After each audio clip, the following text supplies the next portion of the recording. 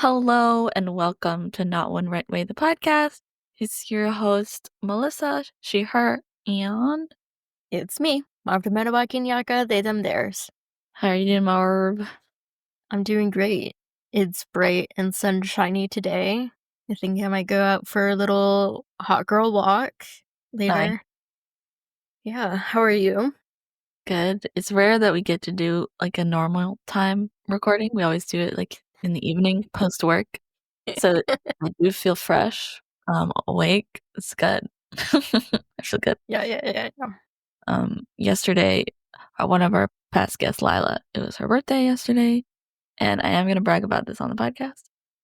Everyone said it was really funny because I did a little stand-up. It was her talent show themed birthday party, so I did some stand-up, and everyone said it was funny. So, feeling great. Yeah.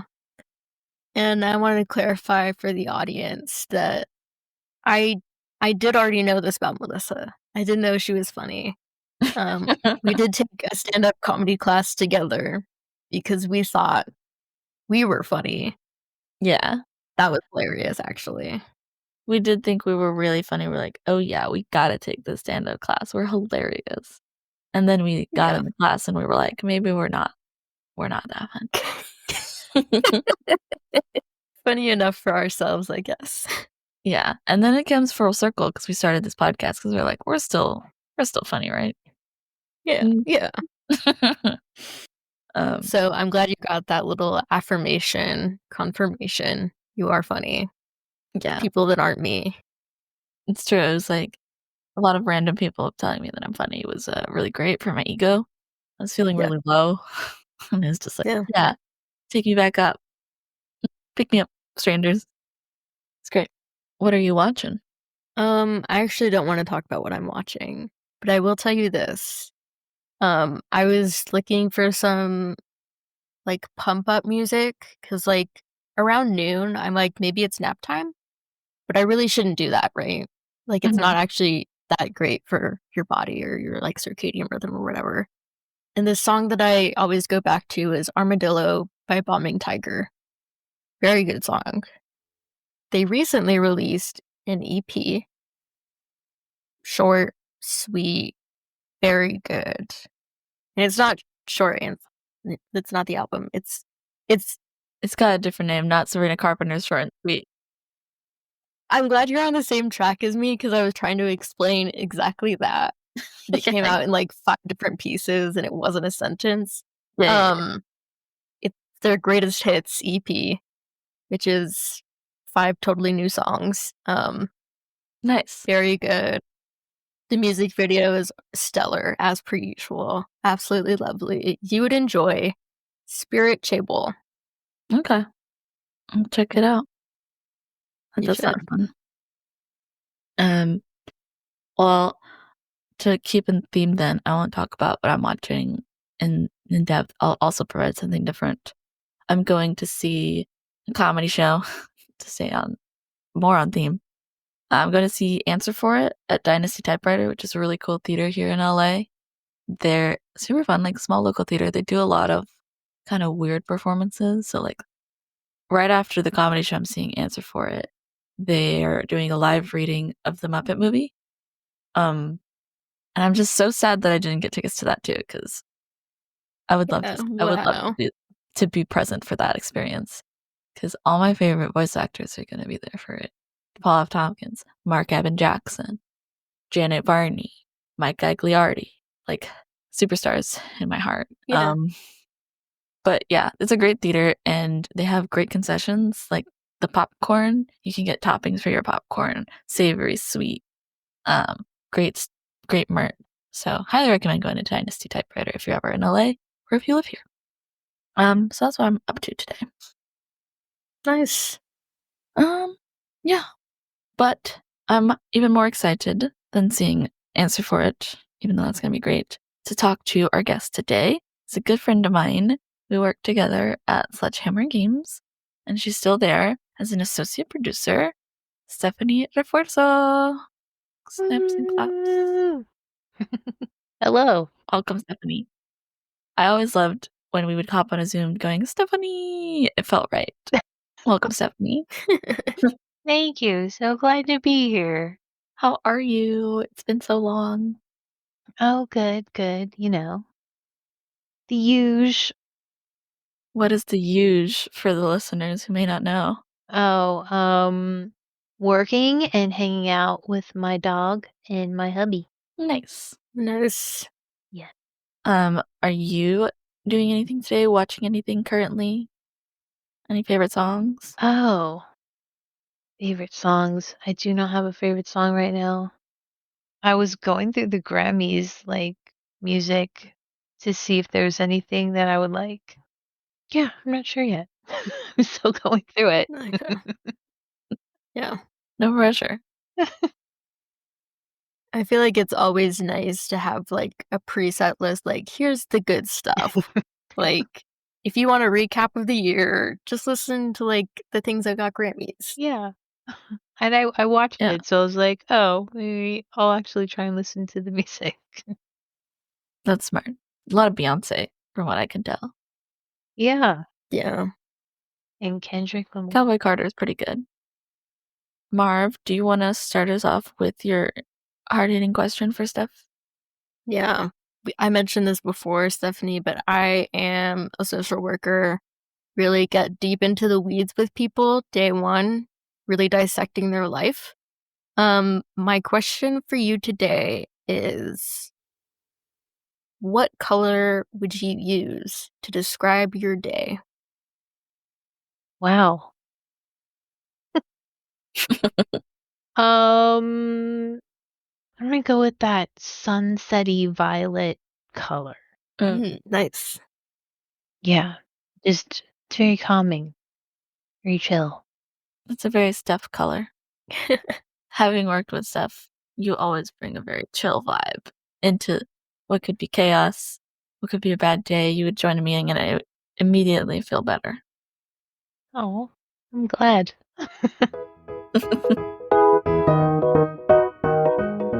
Steph, I was doing my light LinkedIn stalking, as we do on this podcast. I like to do some research. You're not just a producer, you have a long and rich history in QA. I'm curious if you would share with us and the listeners a little bit of your background when you were a young Stephanie. Did you always dream of being QA? Or what was your first dream job? I mean, my dream job was to work at like Disney or Pixar out of college. Mm, That was the dream. But I can't animate 3D well, so that didn't happen. it's But okay. yeah, I've been in the games industry since like 2009, 2007. That Well, yes, 2007 because like I started off in at EA with Spore, and oh my god, Spore. I love you Spore. remember Spore? Oh my god. Yeah. I can't believe I didn't know that you worked on Spore. That's insane. That What a classic game. that's the first game I ever worked on, and It's yeah. beloved. Oh, I'm glad. That was a crazy game because it had so many things going on, like the character building, and then you're like a little thing, and you gotta eat stuff and get bigger, and Yeah, yeah. I'll send you pictures, Marv. It's a weird game, but it's It's a weird really fun. game. Okay, Weird. perfect. Yeah, and then I did Brutal Legend for a little bit. That was super fun. The Jack Black video game, basically. Um, Can you What? explain what that means? We must yeah. know more. I'm leaning in. Yeah, he had a video game where he was like the voice, and it was all about metal music, and like it was dark, and check it out. It's an Okay. oldie, but I thought it was fun. They had a really Yeah, yeah. awesome sculpture that came with it if you bought the special edition. It's like him as a character. What was the game Oh, called? Brutal Legend. Brutal Legend. I'm gonna look it up right now. I gotta see. yeah. So was it like like a rhythm song kind of game? No. There was the story part and then the multiplayer part. And the story was Yeah. multiplayer was what's it called? When you I'm really terrible, but I can't remember the phrase is like you command your group of people to go to a certain spot. It's like tower defense or something like that. Oh, okay. Uh-huh. But yeah, I worked on the multiplayer part and It, it was the character looks like a buffer Jack Black, yeah. like warrior Jack Black. Yeah. You That's did send awesome. it to me? I sent you Spore, and I'm also just gonna send you Brutal Legend. You've worked on probably like some people's favorite classic games. It's very fun. Yeah, and then there's Sims and Simpsons. That was a lot. Yeah, I saw The Sims. Lots of Sims because of all of the Lots of Sims. packs.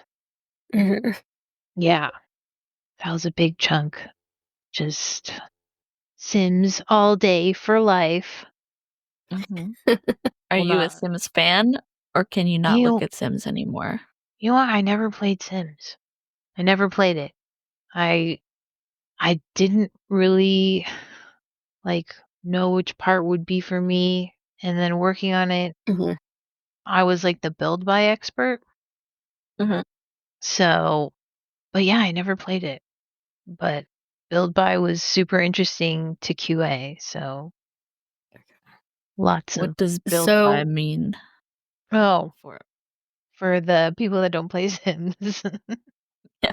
Build by is where you would like you get your lot, your blank lot, and you build your little house and you decorate it with stuff. And that's where your stuff packs and expansion packs came in because you could use all the different furniture and wallpapers, stuff like that.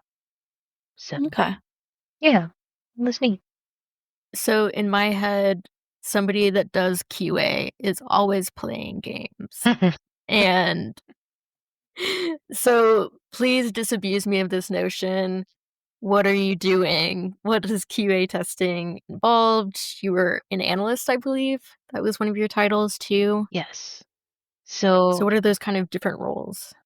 um, you're basically you're in game every day, but you're not necessarily playing. Like it's not Okay. for fun. People will submit things, new features, stuff like that, and then you have to go in and make sure it works. But you also try to break it because that's what good QA does. Yeah. So, Break something that's breakable so that you can rebuild it. That kind of thing. so they can fix it just because Mm. that kind of stuff's gonna happen in the wild when it goes live. And yeah, we don't want players to be mad. I want them to have fun. Yeah.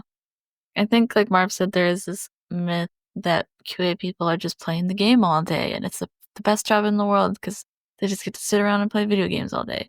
But it's a real job, and it's a lot of work to go through and test every little thing so that people on Reddit aren't like, "Dang, aren't nobody on QA find this?" Yeah. It's a thankless job sometimes, and Mhm. it is it is crazy that you worked on all these different games and did QA for them.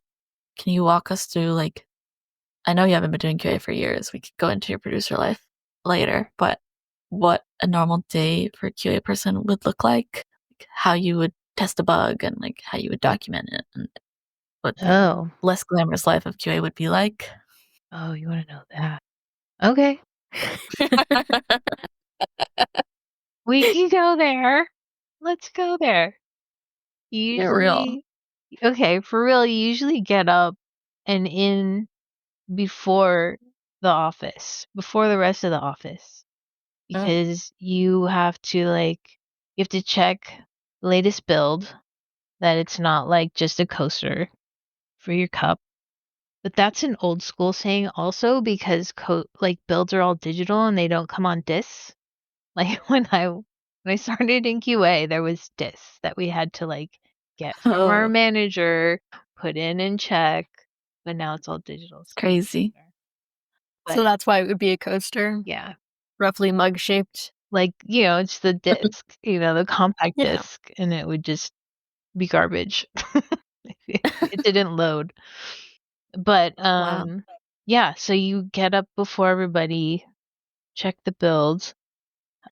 You have a series of tests that you have to do daily and do it in a certain amount of time.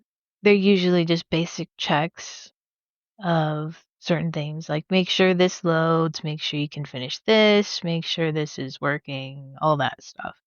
If there's any issues, we write up bugs, which is fun. We used to take Like fun or sarcastic fun? it could be both. You could have fun with it though. Um Yeah, yeah. yeah, Seen so some fun bugs. yeah. And videos. Sometimes if I want to be cheeky, I would put music behind it. Nice. Make Like it fun for the producer Benny going through the Hill, bugs, you know? Benny Hill music if it was that kind of bug. Nice. But yeah, you just, you got to do it a few times, get the repro steps and make sure you can repro it and, put that video in there and that log. Basic. And for those that don't know, repro is the reproduction step, so that the person who is gonna go through and get that bug, like, it would be tasked to me and be like, "How can I reproduce this bug when I'm assigning it to someone to fix it?" That's essentially what that means. That's the lingo. Okay. Yes, when I first started in QA, they said like one of the lessons was write your bug like it's an urgent news journal, like a newspaper headline. So something short, but that you can sense the alertness and explain in the steps like you're telling it to your grandmother. Okay. So like everybody knows exactly what you're talking about. Okay. Yeah. So, like, local child saves dog in house fire, that level of urgency?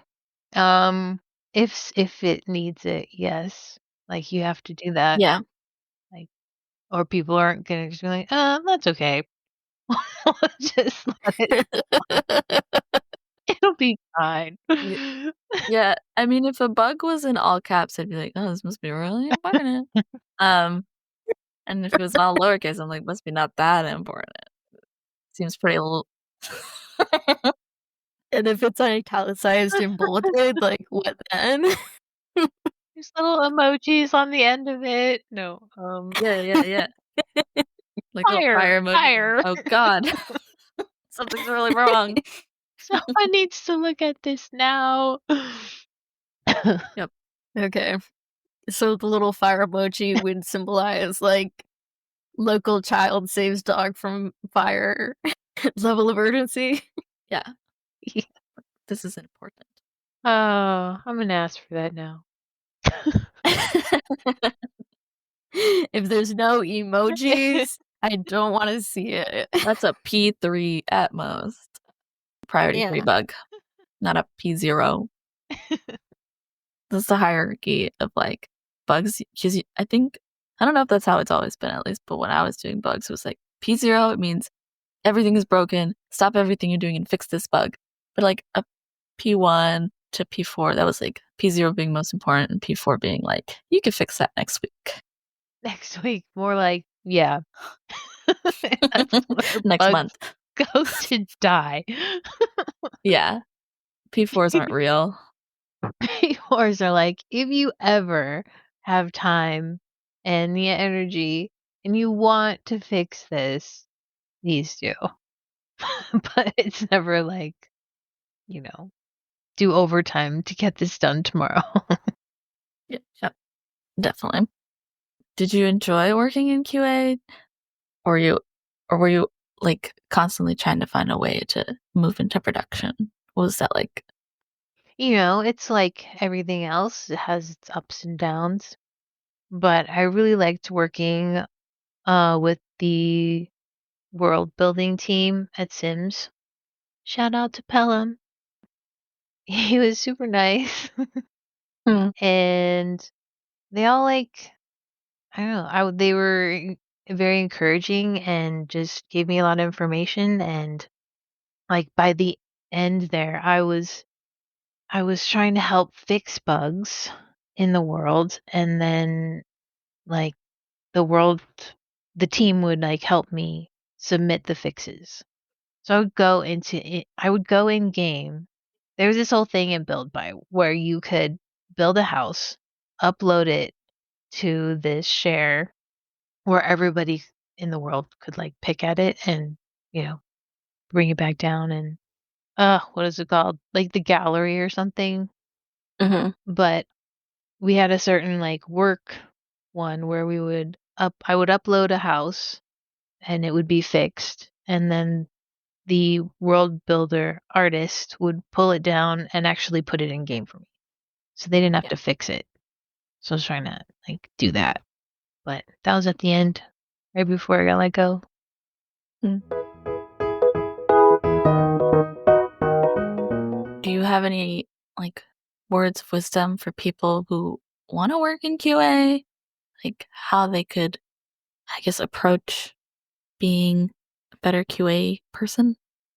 Oh, definitely read the documentation and listen and ask questions. And it is for someone already in QA or who wants to get into QA. Let's say someone who wants to get into QA, like fresh out of college, and it's like, this is what I want to do with my life, or at I don't least know if they're would doing like that to. anymore. No, I'm just kidding. No. God, so It it sounds like a lot of the QA jobs that I was looking at now because other people are looking, but like I was noticing a lot of them they want experience.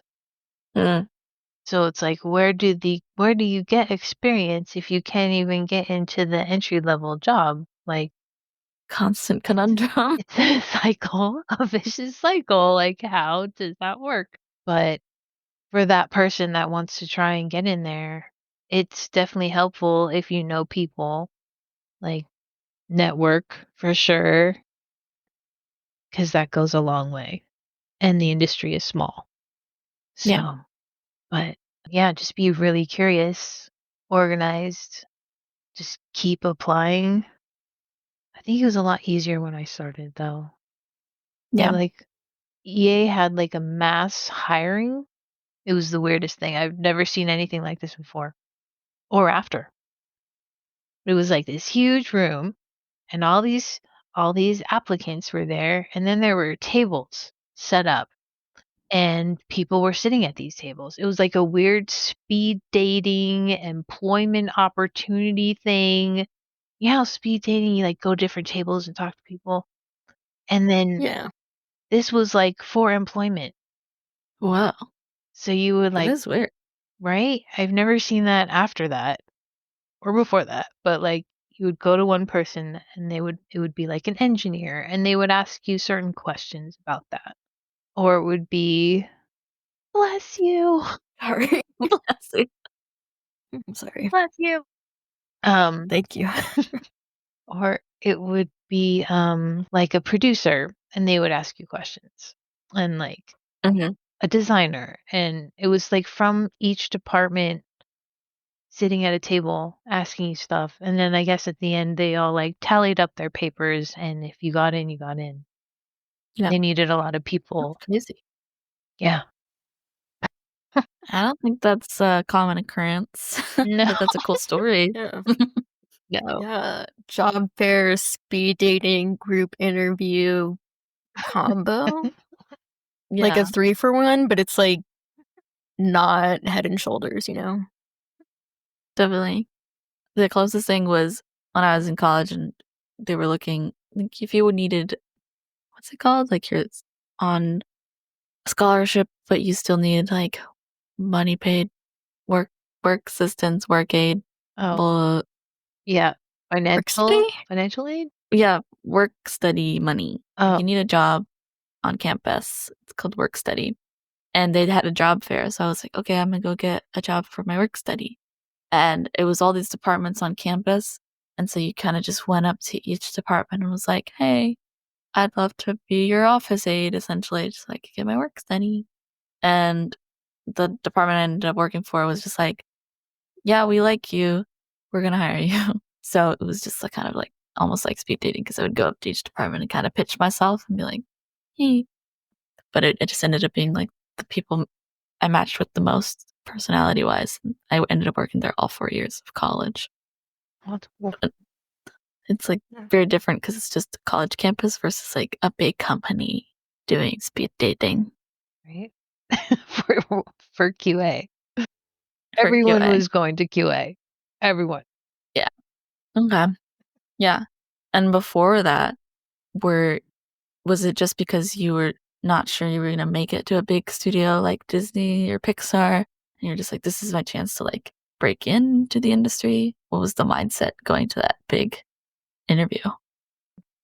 So it had been a few years after I graduated college, like 3, and I was working in the restaurant industry. So I have a degree in film with an emphasis in animation. And I didn't know what to do with that because I made the demo, I sent it out. It wasn't great, but I thought it was cool. It was a lot of 2D animation and weird stuff I made in Yeah. class. Your creativity is just like unbridled in college, and you just get to do whatever you want. And I put it all on a DVD and sent it out. I didn't get anything. Yep. It's a bunch of weird Yeah. stuff too, like cutout animation. And at the time, it was That's cool. the Weekly World News. Do you remember that at all? Probably not. I was like 8, or I was young. I was watching SpongeBob, but not the news. It was it was a newspaper in quotes, but the creative writing was just so fun and hilarious, like Bat Boy, like that kind of stuff. Like I had an alien's baby, like Mhm. yes, that kind of stuff. So I took It's fun. yeah. Anyways, I animated with cutouts from there. So that was weird. It's like fun stuff that you made in Yeah. college. So I played a lot of video games with my husband, and he was like, "Well, why don't you try to work in QA?" He's like, "I think you'd be good in QA." And I was like, "I don't even know what that is." It's just playing Just games. playing games all day. Yeah. But he started in the games industry, right? He's still in it. Oh, nice. He actually started on Sims, which is Well, yeah, weird, right? Um, but yeah, he told me the basics of what it is and what you got to do, and I went to that interview and got in and got a contract, my first game job. So Very cool.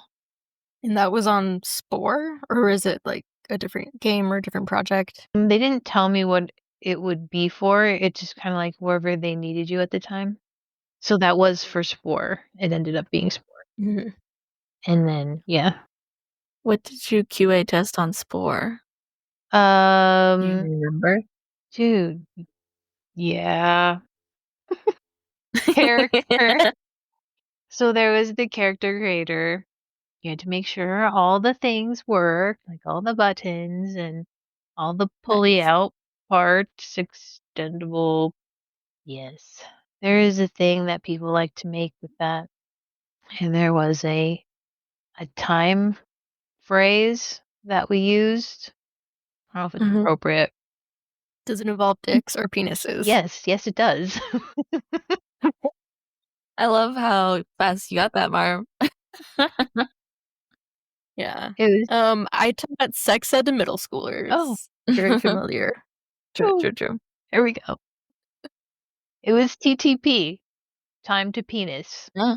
as in how long Ah. it took for people to start making and sending out penis creatures. Wow.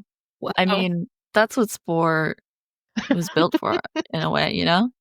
It's it's right there. They got legs, they got feet, you know? That's what's happening in there. It's the But perfect game. there's a gallery, right, where you can upload your creature so everyone else can see or Mhm. use it. Yeah, that was the Did you have to go and remove the penises? no, that was that No. was they're Freaking just No, strong. there. Melissa. They're just there. We have Okay. freedom in the USA, Melissa. For now. Anybody can make a sport penis if they want to. TTP. God-given right. I love that. That's amazing stuff. The experience you had at Spore is special. Yes. There was also This is testing the those other this is parts. the third time I spilled coffee on myself. This is so embarrassing. Okay, continue. Are you okay? Yeah, I'm good. Okay. It was iced Oh, this time. I do like iced coffee though. Yeah. Oh, What else um, did you do? on Spore. Yeah, you were gonna say also something. Oh, the story missions where you have to like grow your little shrimpy thing and eat and turn into the bigger thing, and then that was one of the things you're supposed to check like in a smoke test in the morning. So a Mhm, smoke test is where you have to you're just basically making sure everything works. It could take an hour. You go through it all. mhm. And that was one of the checks. For some reason I never made it into space. I didn't know how to get there. Like I Wait, was I made it from the little shrimpy thing out of the water into the land where I would have my character walking and stuff, but I never made it to space. yeah. You know, Mm, sometimes land is enough. You don't Yeah. need to make yeah. it to space. It sounds like your time at EA was very fun, and you were let go, and that's always hard. We've talked about that a lot on the podcast with other people being let go from your job. Mhm. How did you handle being let go? And then what, how long did it take you to find your next job? Oh, it was terrible. Oh my Yeah. god. I was like You were there so a long time. yeah. I almost made it to 10 years permanently, and they cut me off 2 years early. But Dang. I was like devastated. I think in my interview with like HR, I was bawling, and then I was like, I can't right now, and I exited. I was like, "Boop, bye." Like, Yeah, I didn't even finish, and they that's didn't even get valid. yeah, they didn't even get to tell me like, "By the way, don't post anything on social media," because, like, right after that, I was like, "Hey, I need a job. I just got let go. Somebody help me." Like Which is a fair response because, like, the panic sets in and it's like, how am I gonna pay my rent? How am I gonna pay my bills? I don't have health insurance. I need a job right now. Like, that's the natural response. And when they tell you you can't do that, it's like, how am I supposed to apply to jobs without posting that I need a job? Mhm. It's crazy. Mm. But yeah, I that was, like, the worst. And afterwards, my one of my coworker friends was like, "You know what? You don't see it now, but this might be a good thing for you."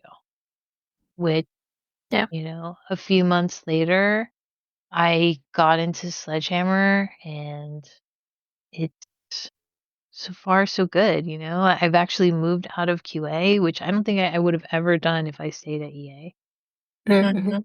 I didn't really have I don't know, I just didn't really have that, you know, network and branching and that I do at Sledgehammer, which is also interesting Yeah. because I've barely gone into the office, so this is all work from home. like mostly.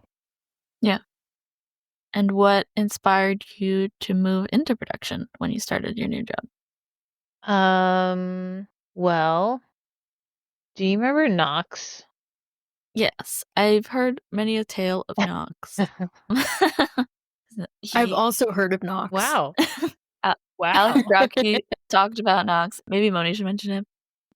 I don't think I ever got to meet him, or maybe Oh, I did. It was just like I was starting and he was leaving, so it was like passing ships. okay. He was very pivotal in me becoming a producer. Mhm, Um, just I guess he saw that I had potential, and I was like, "Wow, that's awesome." Didn't think of I didn't really think about going into production at all. And he started like mentoring me on some stuff, and it was just seemed like I could do it. So I wanted to try. yeah. And yeah, here we are. Nice. That's amazing. Now what do you love about being a production person that brings you joy? The people, the people are very Like, fun, and I love working with them. And my team, I like helping them, and it's good when they let me help them because they want to do a lot of stuff on their own. that is true. I gotta be like, That is hey, something to navigate. hey, I'm here. I can help you. And yeah, Wow. Again, I'm amazed by the crossovers between like producers and social workers. I also feel that sometimes. Like, it'd be great if you listen to my advice. You don't need to, but it's there. but it's there. Like, "I'm here to help," you know? Yeah. Laying it all on the table. Yeah. That's fun. What departments have you produced so far? I feel like you've bounced around a little bit. Yeah, I did. What would that be called? Content implementation for live ops. Okay. So loot stuff, loot implementation. Oh, that was my And first production thing. what does implementation mean? Oh, so let me tell you. So somebody will make a list of all the bundles. And Okay. they put things in these bundles like weapon stickers, weapons, tangly keychain looking things, charms. That's it. That's the word. Weapon charms, Many charms. So many charms. I'm familiar. operators, operator skins. Yes, you know what I'm talking about. I do, but And the listeners, Marv. okay. But yes, so somebody needs to put all these things together in a little bundle for the players to buy, right? So somebody else has already assigned all of these things to a bundle, and then somebody else has to go in and manually put them in. And that's what I was in charge of. I had a group of like 4 or 5 people, and each each season, they would take a piece of the bundle to put in. And then the next season, we would switch it up so somebody could learn something from the person that just learned it. Like, so that person was learning something new, the other person was teaching them. There would be a backup if they ever had to take off, right? Mhm. So that was like my philosophy that I was trying to keep. But yeah, it worked out pretty well.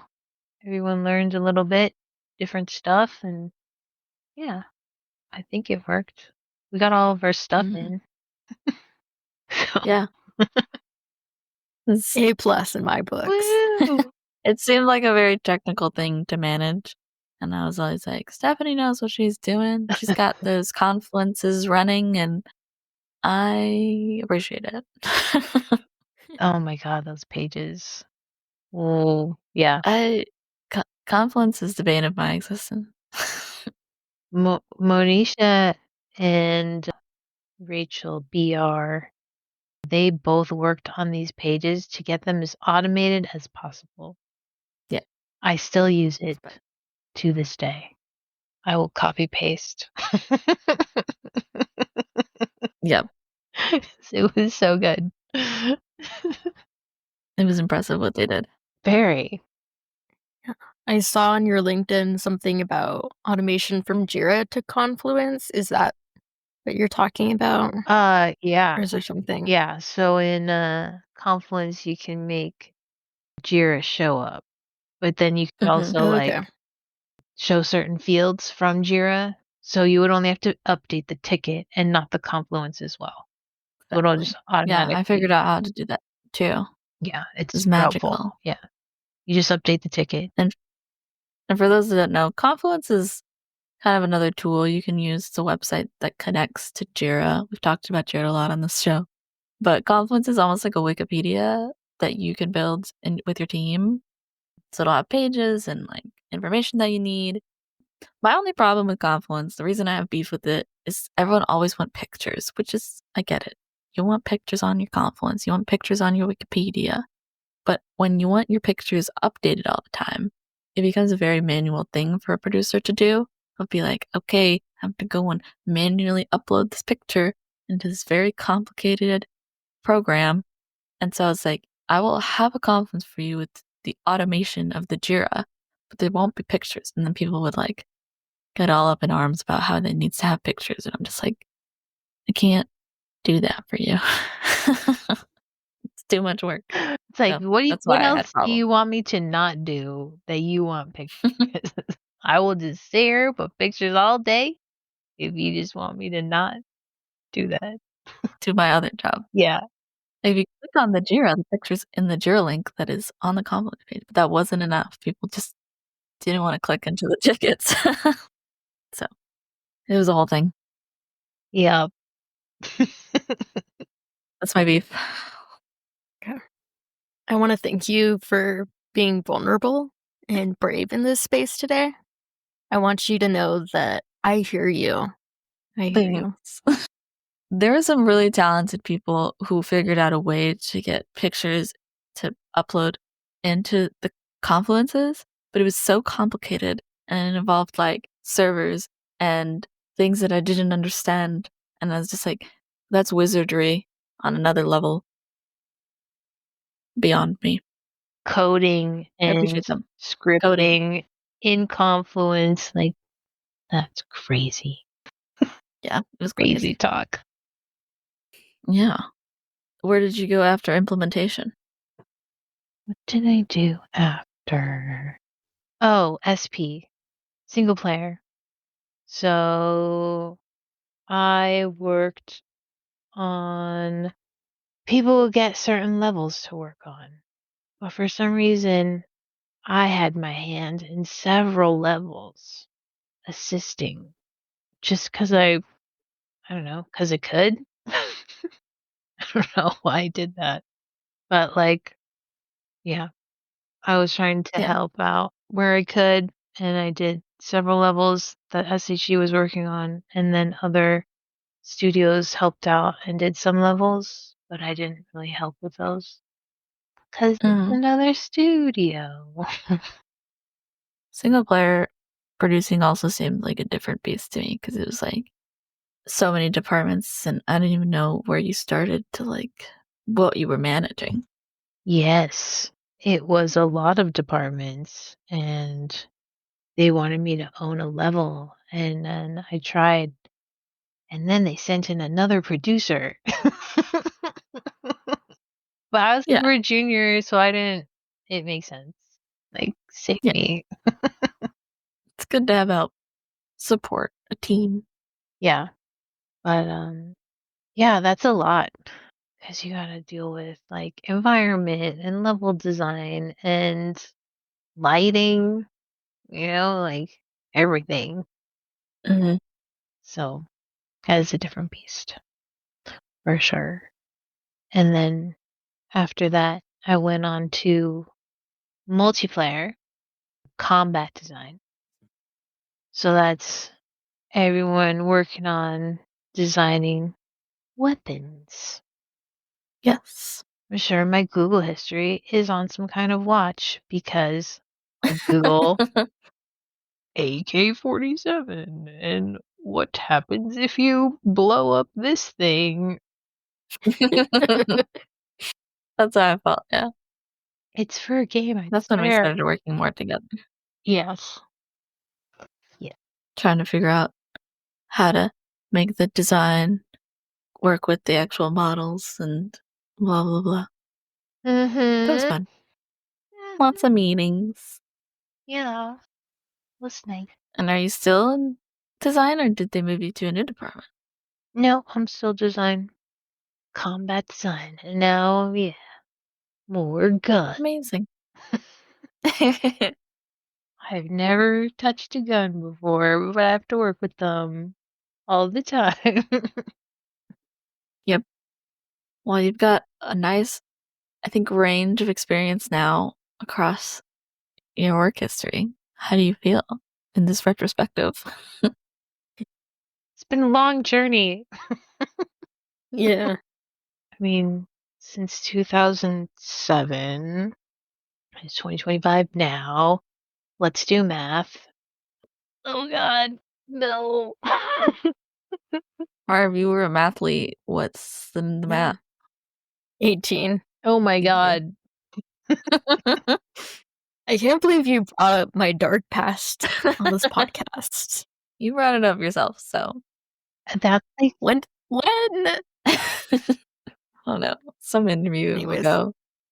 Yeah, 18 years in games. That's amazing. crazy. Yeah. I did not see that coming. Yeah, your career can go to college now. It's true. That's awesome.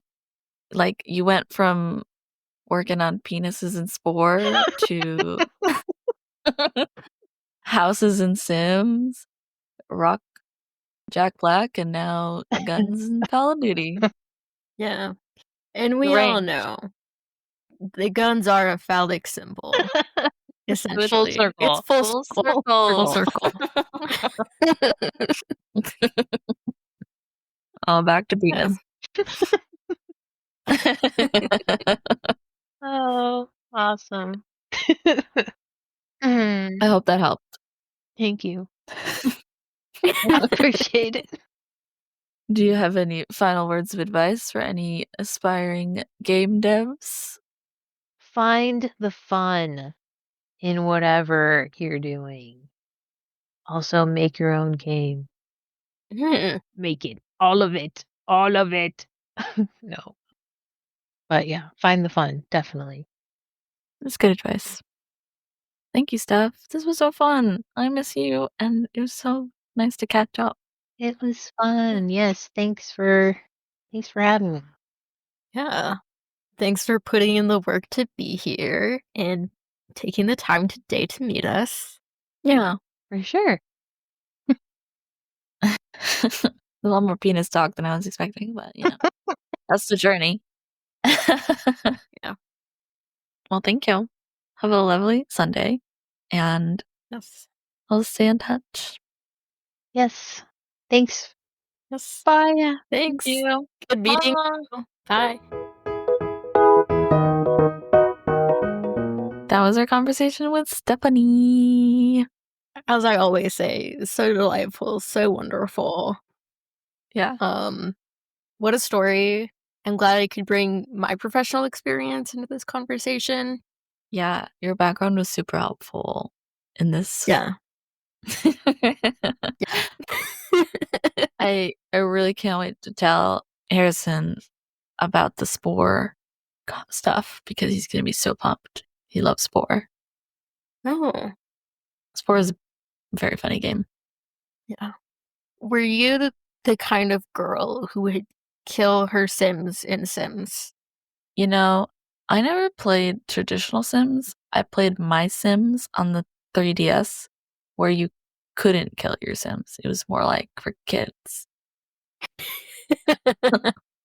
Well, What, you couldn't even woohoo in the bushes? Definitely no woohooing in my Sims. It was a lot more like, you're gonna go play racquetball and make cute outfits and decorate houses, go parasailing. It's a lot simpler. Okay, got it. Got it.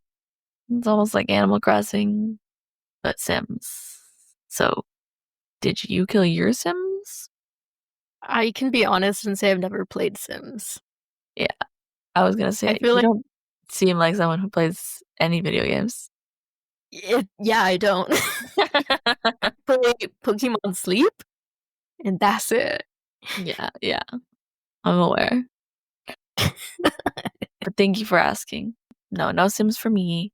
It seems like something I would play, but I feel like I missed the wagon. And now everyone says Sims is a dead game and just squeezing people for their money and bad. So it's too late to jump in, I guess.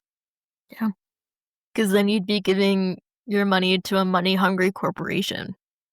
The thing is, kind of hard not to do that nowadays. No matter where I turn, it's like, dang it, you're a terrible company.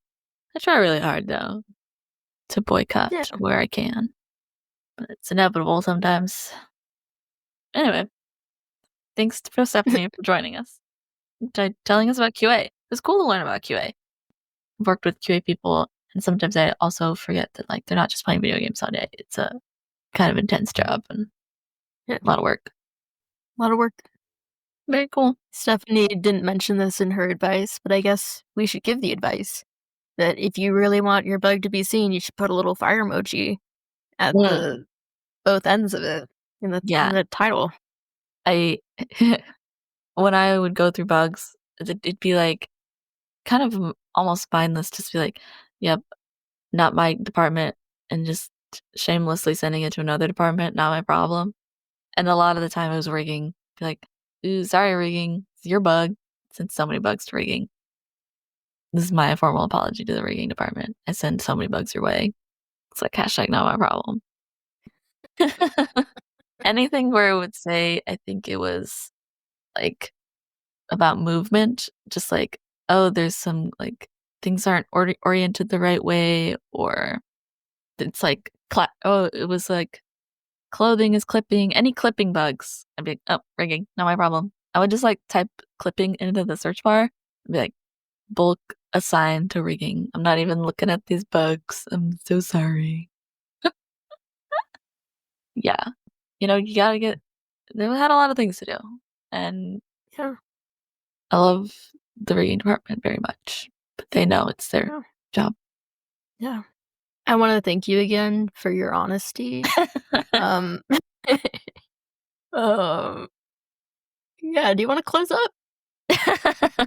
Yeah. Thank you so much for listening.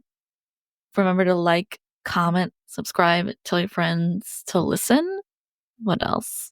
Our concept art. God damn it. Our cover art is done by Les, and our editing is done by Marv. Thank you, Marv. Oh, yeah.